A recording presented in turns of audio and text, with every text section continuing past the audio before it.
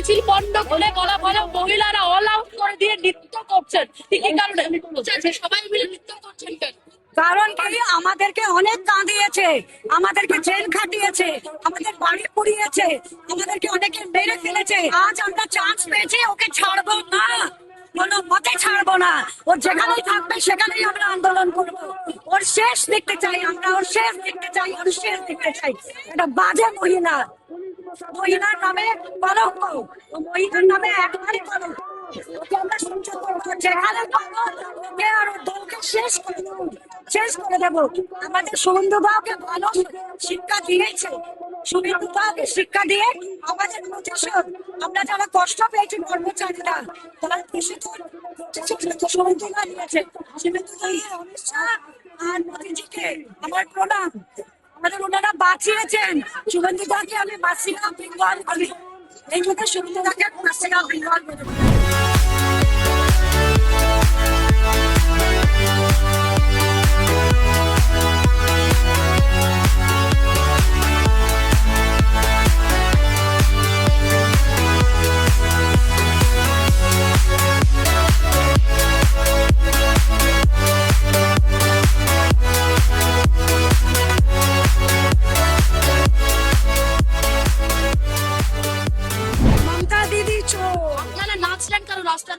আমার খুশি, আমার সরকার, আমার খুশি।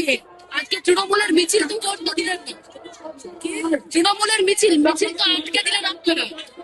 মিছিলটা কি আমার সবাই সবাই চারো তরফ যাবে, নাচ গান করছি না।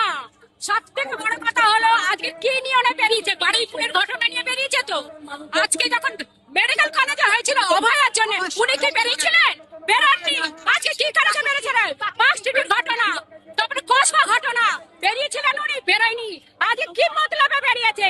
শশীর মেয়েদের দৌড়ে পালিয়ে গেল। চোর, ওরা তো চুরি করেছে বলে আজকে পালাচ্ছে। কোন মহিলাকে সুরক্ষা দিতে পারিনি আজ পর্যন্ত বলি মহিলাকে সুরক্ষা দিতে পারিনি।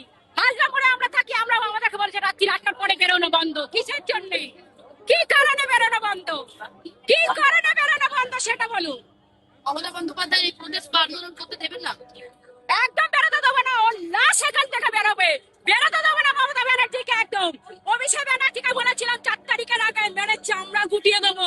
নন্দীগ্রামে হারবে, এখানেও হারবে, আর তাই হয়েছে। আরো ভালো ভালো খবর দেখতে সাবস্ক্রাইব করুন বাংলা হান্টের ইউটিউব চ্যানেল। বাংলা হান্টের আরো খবর দেখতে নজর রাখুন। বাংলা খবর মানেই বাংলা হান্ট।